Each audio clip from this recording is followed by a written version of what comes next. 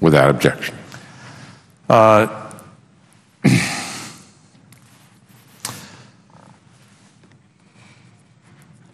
Mr. President, this is a dangerous time for our country.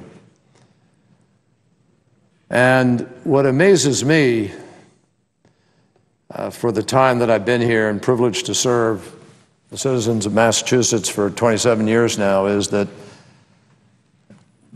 never have I seen a moment where the consequences of inaction can have as potentially a damaging effect on our country as the consequences may if we are downgraded in our debt. Just downgraded, not even defaulting. And yet, some of our colleagues in the United States Congress, particularly on the other side of the aisle in the House,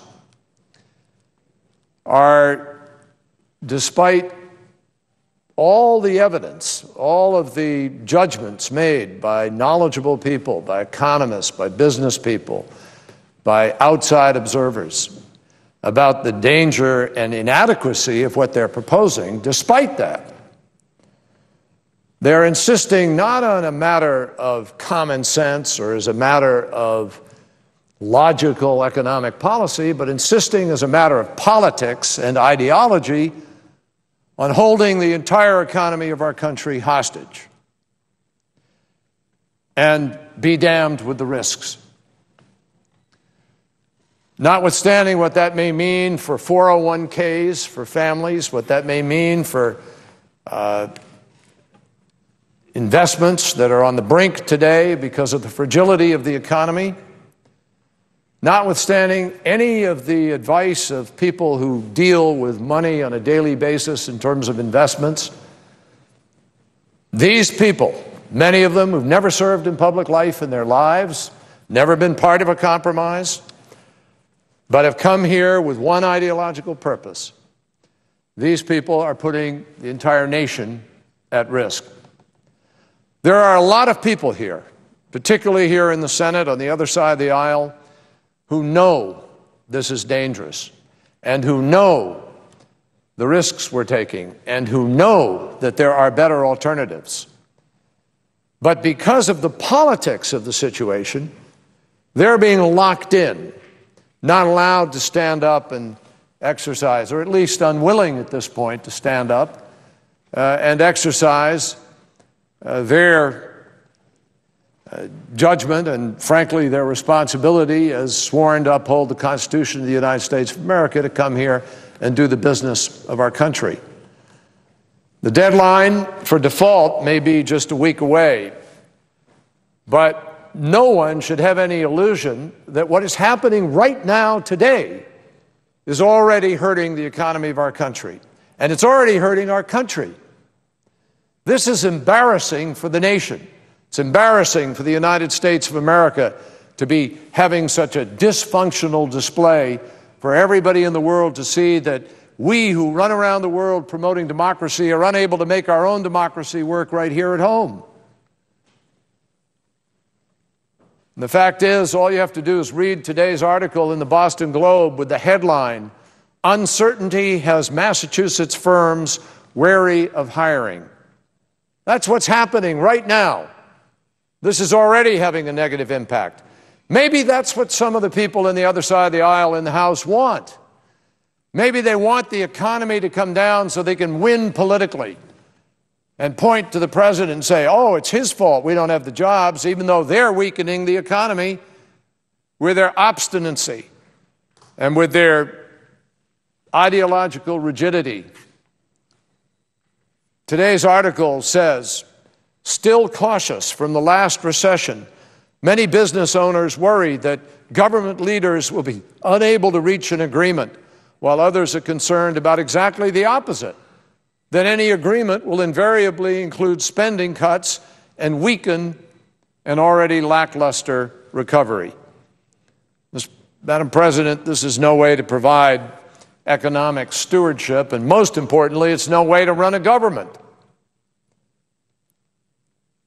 There are countless institutions that rely on the United States for us to go out and help other nations to be able to recover economically. I met yesterday with the finance minister and deputy prime minister of Greece. Greece is taking enormous steps right now to try to bring its debt down, and all of the Eurozone has joined in that effort. And Italy and Spain are likewise at risk in their economies. But the IMF is a critical component of that recovery. And the United States is a critical component of the IMF efforts, and we have a significant amount of our capital at risk in the IMF. And so what happens there is important to what happens here. But this place is not behaving like there's that interconnectedness. And let me tell you what I hear from a lot of smart people, smarter than I am about the economics, but I listen to them and I can tell they're deadly serious when they say that we're playing with fire with respect to the Greek recovery and with respect to Italy and Spain and the rest of Europe. And if they start to go down, then you have a cascade and it begins to have a greater impact on the United States of America. That's what's at risk in this dangerous game of political chicken that is being played by people of such ideological rigidity that they're unwilling to even compromise. I heard an interview yesterday with one senator and a television commentator on one of the cable shows who asked him repeatedly, well, what are you willing to compromise on? And in the end, it became clear that he wasn't willing to compromise on the fundamental notions of how you arrive at an agreement here. We need to reach out across the aisle, both of us, Democrat, Republican, reach out across the aisle and come together on a deal, on a solution to a critical problem that challenges all of us, where there is a solution staring us in the face.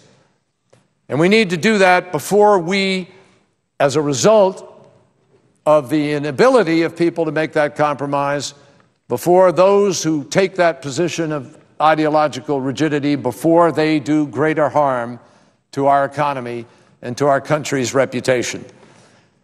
We need to put an end to the time clocks that are running out, how long it is before default, which sends an enormous message of uncertainty and of incompetence, of dysfunctional politics on a daily basis. Every tick of that clock drums into people the inadequacy of what is happening here right now. Back in 1983, President Ronald Reagan, who many of the people who are taking this position of complete obstinacy, who many of them revere, they ought to listen to what he said, because President Reagan wrote, the denigration of the full faith and credit of the United States would have substantial effects on the domestic financial markets and on the value of the dollar on the exchange markets. The nation can ill afford to allow such a result. Now, almost 30 years later, some House Republicans have absolutely turned their backs on the legacy of Ronald Reagan. Instead, they continue to play this cynical game of chicken with the president, with the Congress, with the American people, with our economy, with our reputation, with our future, by refusing to negotiate a clearly achievable, clearly definable compromise agreement that would extend the debt limit, something that happened 17 times under Ronald Reagan. Their negotiating strategy? Don't negotiate.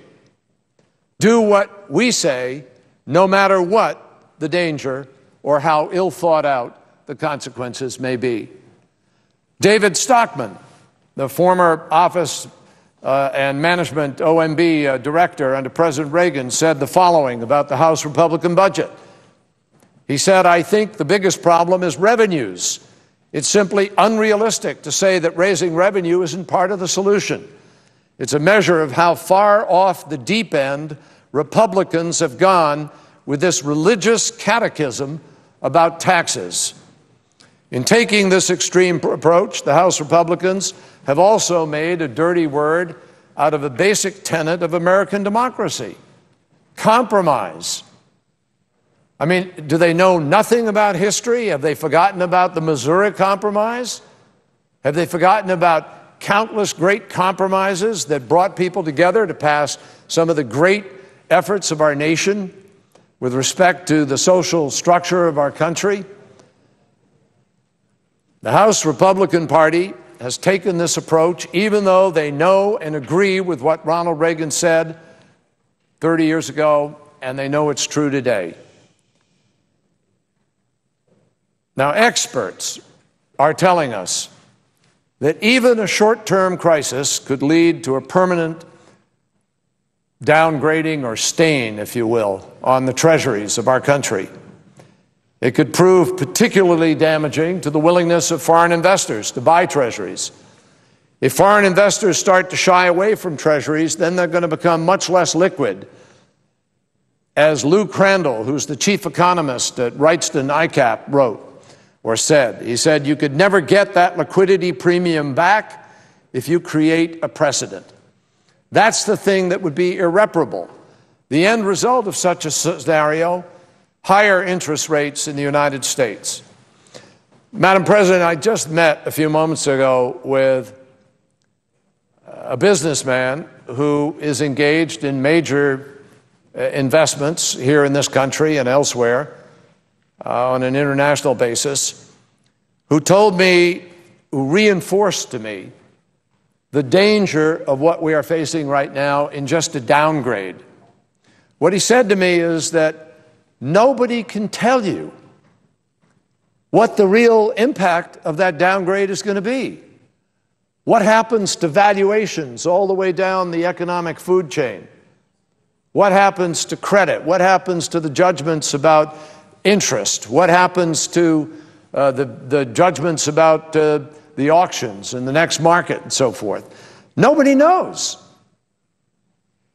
He can't tell me, and he does this for a living and has very successfully for a lifetime. And that's what they're worried about. There's a moment here. Nobody knows when exactly it is, but there's a moment here when, as you get close enough and the dysfunctionality becomes the overwhelming, dominating feature of this effort, that someone's going to cut and say, okay, time to downgrade. And then what happens? What kind of downward spiral flows out of that? I don't know, but I know that we shouldn't be pushing it to the limit and taking that risk. Why are people taking that risk? Why are people, despite all the commentary that says we ought to be reaching across the aisle, we ought to sit down the way we used to around here, why are they doing this? I'll tell you why. Because they want only one way of approaching this solution, their way. Because they want to so dramatically cut federal spending and cut entitlements without increasing revenues at all. No matter how successful people have been at the upper end of our economy, no matter how much money people have made, they say you can't even ask a billionaire for $100. You can't even ask a billionaire for $500. Nothing. Nada. No. That's it. And that's the reason they're willing to take the country to the brink. They know they don't have enough votes to even pass the budget that they're screaming about still. But they're not running around trying to find the alternative. They're going to push it anyway, have a vote on it anyway, send a dramatic, stupid message of incompetence to the world, and drag the United States of America down with it. It's stunning what a group of extremists can do who are trying to get their unrealistic and impossible budget passed, which even a lot of Republicans know they're not going to vote for. The Boehner plan would require draconian entitlement policy changes to meet the $1.8 trillion in cuts over the next decade without any increase in revenues. Policymakers would be forced to cut Social Security and Medicare benefits, and that's not a scare tactic. That is an absolute reality of what would have to happen if you proceed to do those cuts the way they're structuring them. And you'd eviscerate the safety net for low-income children, for parents, for senior citizens, and for people with disabilities. One of the worst and most disturbing components of this plan, of the Boehner plan, it's incomprehensible to me. They want to do this whole thing all over again in 6 months. There's no economic reason that you have to do it again in 6 months, because they purposefully left out the money that could come from reducing our engagement in the wars in Iraq and Afghanistan, which is going to come. They purposely left that money out so it wouldn't show the amount of savings that could get you through next November. And the reason they purposefully left it out is so that they can come back and do this same exercise again next February and make all of the discussion in America about debt deficit when we're perfectly prepared to have a serious discussion, not about raising the debt on it, but about solving it, about doing it. You don't need a constitutional amendment to do our duty. You don't need a constitutional amendment to balance the budget. And I know what I'm talking about on that, because I was here when we balanced the budget in the 1990s without a constitutional amendment. We've balanced the budget 5 times since World War II, and we've done it each time without a constitutional amendment. So let's not have this phony, structured setup that's pure politics. I'm sure they're raising a lot of money from their base on it every single day, but that's not what this ought to be about. This ought to be about solving the economic problems of our country. A short-term plan is not necessary, and it is most importantly not wise. Because if we go through this exercise again in 6 months, in the same way that we've gone through it in the last few months, we're going to drive this economy right down and down. Now, maybe that's what they want, so they can then blame President Obama and turn around and blame the Democrats who are responsible here in the Senate.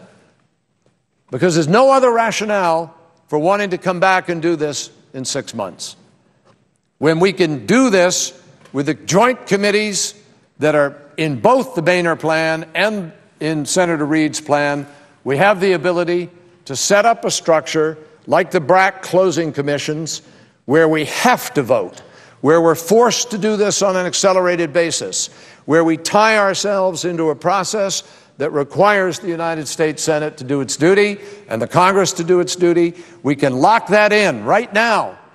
We're not kicking anything down the road if we do that, and require us not to have a balanced budget amendment that goes out all across the country for states to have to ratify, but rather do the job we were sent here to do and do it in the next few months. That's what we could be doing. If we don't do that, then the downgrade that may take place somewhere in the next days could drive up interest rates, and that'll have a negative drag on the economy to boot. And anybody with a student with a student loan will feel that impact. Somebody with a car loan is going to feel that impact. Anybody with a credit card is going to feel that impact. People with mortgages will feel that impact. And that will mean more money out of pocket to make up for the dereliction of duty of the United States Congress. Madam President, these are completely dangerous and uncharted waters that we're sailing into. And I think at a time when the global economy is facing enormous problems, any downgrade of our nation's credit rating could have disastrous effects for our financial system in terms of those other countries, which I've already talked about. And I think it's an unacceptable risk, and it should require us to find the compromise and find it now. I might add that the Boehner plan is not even supported on Wall Street. Let me quote Christian Cooper, who's the head of the U.S. dollar derivatives trading in New York at Jefferies and Company. And he said, from the market's point of view, a two-stage plan is a non-starter, because we know it's amateur hour on Capitol Hill, and we don't want to be painted into this corner again. He went on to say, there is significant risk of a downgrade with a deal that ties further cuts to another vote only a few months down the road, given the significant resistance to do the right thing now. Now, I think that's logical. Every American can understand that. If you've got some money to invest and you're sitting there watching what's happening here right now, and then you learn that our way of dealing with it is going to be to have another vote in 6 months for the same reason, to lift the debt ceiling, when everybody knows we don't have to do that, would you say, oh, that's a really good, clear climate for investment? Let's go put our money into whatever it is out there because we know Congress is going to do the right thing. No, no way, Madam President. Everybody knows that. The fact is that the President has said he's going to veto the Speaker's plan. So, Senators, we know he's going to veto it. We know it's a bad plan, and we ought to stop discussing proposals that are going to go nowhere and get the job done for something that can bring everybody together. Now, in an effort to forge a bipartisan compromise, Senator Reid has reached way beyond what many members of our caucus really wanted to do or think is the appropriate balance here. But we're acting responsibly in order to try to get the job done. And so we are willing to extend the debt ceiling through 2012 without revenues at this time, with the understanding that we will have the ability to be able to come back to the floor with the process of a joint committee, providing it's tied to a very clear schedule with very clear requirements about no filibusters, with very clear requirements about amendments and voting. Madam President, I'd ask unanimous consent that I just be able to wrap up fairly quickly. Without objection. Madam President, the spending cuts that are in Senator Reid's proposal are only those that Republicans have previously agreed to. So no revenues, cuts, $2.7 trillion. We go through the year to give certainty to the marketplace, and we have cuts in there that the Republicans have already agreed to, and again, a fixed period of time. I think that proposal gives our economy the certainty that it needs in order to create jobs now, not 6 months from now, not maybe sometime next year. Everybody understands how anemic America's job creation is now. The last thing the job market needs is this kind of brinksmanship, gamesmanship, and cynical effort to hold the entire economy of our country hostage when better proposals are actually on the table and in front of us, which everybody can understand. The Majority Leader's proposal includes the following, includes the capacity for that joint committee to include recommendations and legislative language on tax reform. We all know we need tax reform, and I believe that the Senate and the House ought to do their job, both of us. And what Senator Reid's plan does is actually calls on the Senate to live up to its ultimate responsibility. The Speaker's plan has no such language, nothing that requires that kind of participation. The Deficit Commission was chaired by former Republican Senator Alan Simpson. All of that work is being ignored right now. And the so-called Gang of Six here did an outstanding job, in my judgment, of helping to put together a bipartisan plan which actually included revenue. And I think some 20-some Republican senators were prepared to support a thoughtful, balanced plan that had both revenues as well as cuts. So we can find the common ground here. We need to find that common ground here. Over the last year, we've seen a number of bipartisan plans put forward on the debt limit. I think that the effort of the Gang of Six really exemplified the best tradition of the Senate, where a group of members reached across the aisle and worked with each other to tackle the tough issues. That's how we got a budget deal in 1990. That's how we got a budget deal in 1997. We have done this before.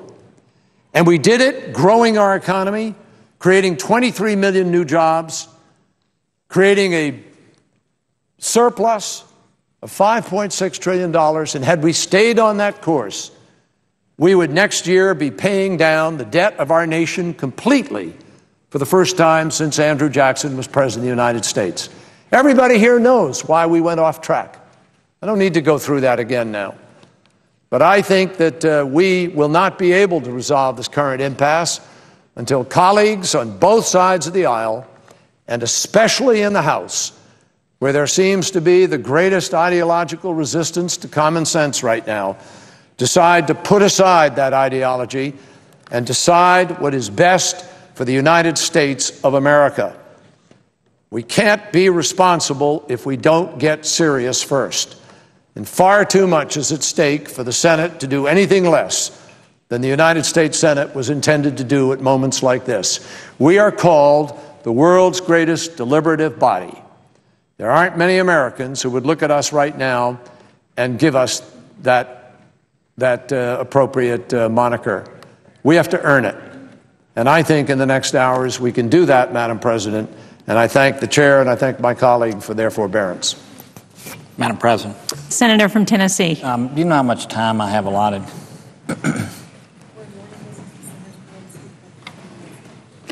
The Senate is in morning business with senators permitted to speak for up to 10 minutes each. Thank you, ma'am. I doubt I'll do this, but if I get up to 8 minutes or so, if you'd let me know so I'd have 2 left. Madam President, last time I was on the floor was July the 14th, and I was very concerned, maybe upset about the fact that it appeared that where we were on this debt ceiling discussion was looking for a political way for everybody to raise the debt ceiling without anybody taking ownership. And obviously that wasn't what I came to the Senate to do, and I came down and had choice words for both sides of the aisle in that regard. I actually come here today with a glimmer of hope. And the reason that I say that, to my knowledge, in this debt ceiling debate, we may be, I think this is the first time that actually legislation has been offered from both sides of the aisle to look at spending reductions over the course of this next year. Now, to me, that is progress. And I think that we ought to focus on the fact that finally, here in this body, we're on the right subject, okay? We've sort of wandered around in the wilderness here for several weeks as this debt ceiling was coming up and focused on many things that were not going to solve the problem. And then a couple of weeks ago, we focused on a way to try to figure out a way for us to all get rid of our responsibilities in dealing with this.